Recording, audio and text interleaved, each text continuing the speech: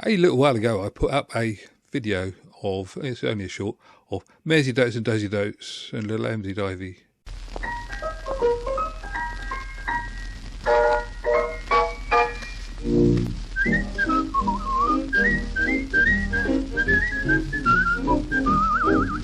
It's quite a good little tune.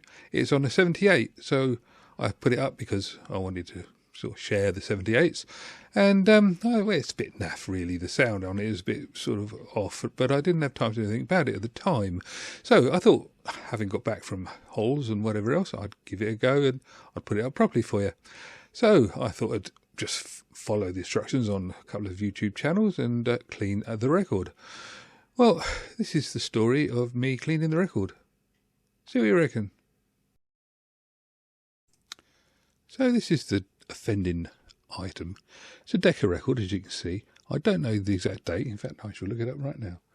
But it's late 50s, I think. Possibly early 50s.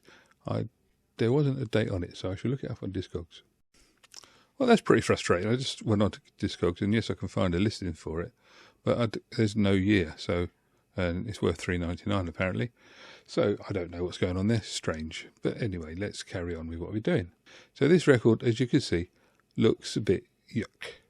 It's old and it's dirty and it's got a few scratches on it.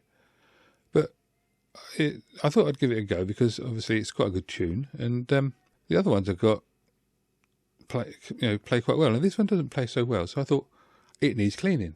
Well, this is what happened. Well, the first thing I did was put some kitchen towel on the draining board so I could put the record down without scratching, and I ran some water and filled the sink.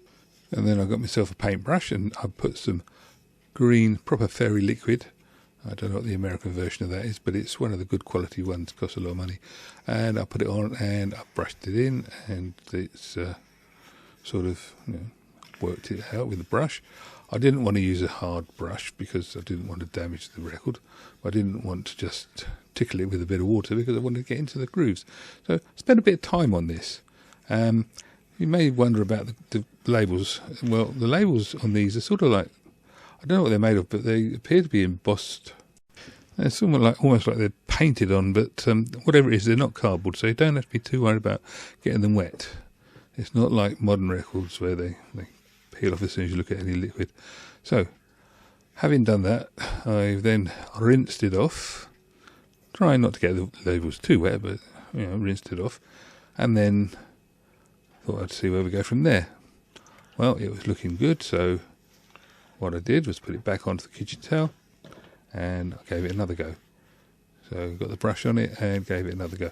Brushing around, not across. So definitely around to give it a chance. Now the water I was using was at 36 degrees C, which is blood heat. So it felt warm to the touch to us, but it's not going to damage the record because otherwise our fingers would melt them. And I just kept on giving it a go. So that seemed fair enough. And this is the result, and you can see it looks a lot better. It looks like a record. It's got grooves rather than, I don't know what you'd call the other lot. Here you can see the end result. I mean, I think it looks pretty good myself. Right, and so that gave this result. This is what I've played it back, and this is the processing that I did on the other one. And so here, this is what you can see on this screen. You've got the sound trace there, which is straight as it comes off. It's the way it's meant to be. It's the needle that it's meant to be. But on my cartridge, there's two needles, and one plays slightly better on 78 than the other. So that's the first one there. Then I flipped the needle over onto this one here, and then I took the counterweight off so that it's tracking at full weight there. And you'll see why, I think. Let me play you a bit. Drop the needle, and here we go.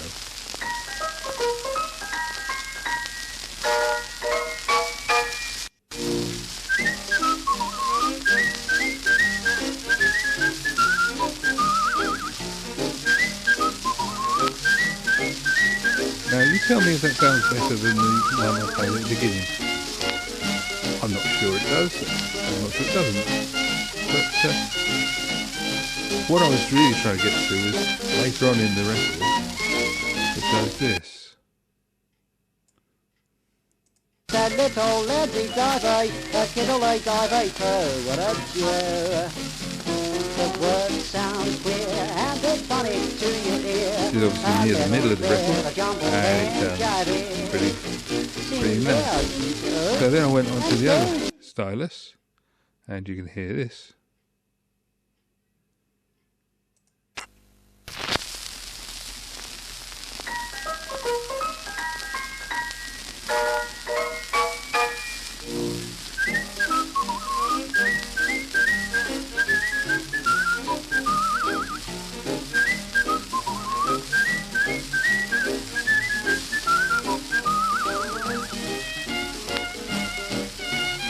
Sounds okay.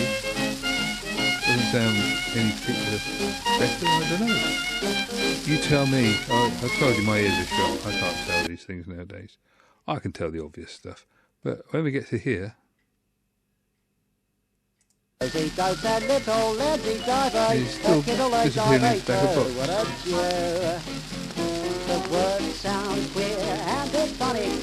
I'd love to hear this. And then this is the final one with the tracking at the full weight of the Crosley player. Now, interestingly, that doesn't sound any particularly different. Let's have a listen to the end here.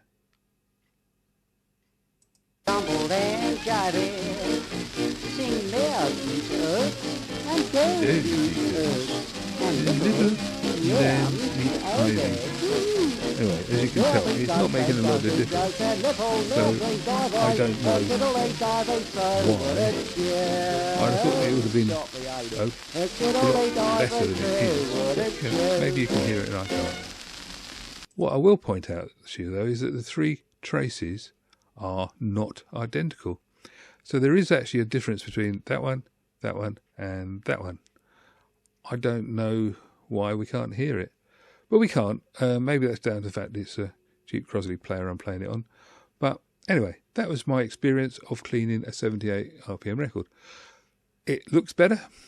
It feels better. But I can't really say that it plays better. Maybe you can put, if you can hear it, maybe you can say so in the comments. Okay, for those of you that are keen, what I'll do is I will play the proper file as it was from there, and you can hear the whole tune, because you might as well. It's there. It's not a bad tune, and if you don't want to listen to it, you can stop now. But if you do want to listen to it, here it comes.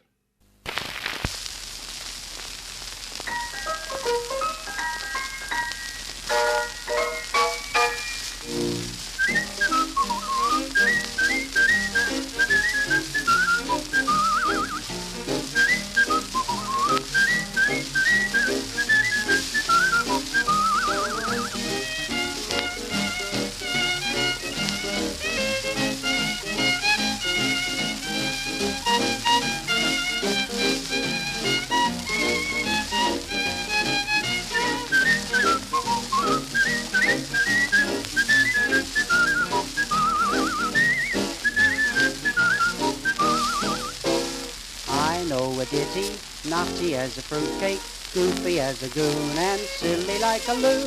Some call it pretty, others call it crazy, but they all sing this tune. There's a dotes, a dozy dotes, a little lebsy divey, a kiddly divey too, what a cheer. There's a dotes, a dozy dotes, a little lebsy divey, a kiddly divey too, what a cheer. If the words sound queer and funny to your ear, a little bit jumbled and jivey, sing mouth eat oats and does eat oats, and little lambs eat ivy. There's the dotes, a dozy dotes, a little lebsy divey, a kiddly divey too, what a cheer.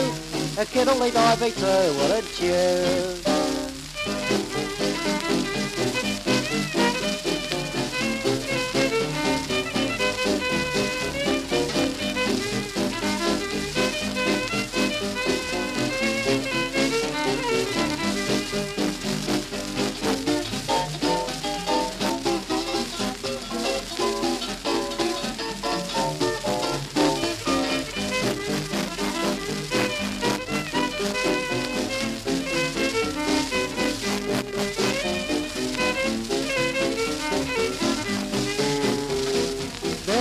do-sad little ladsy divey, a kiddly divey too, what a chew.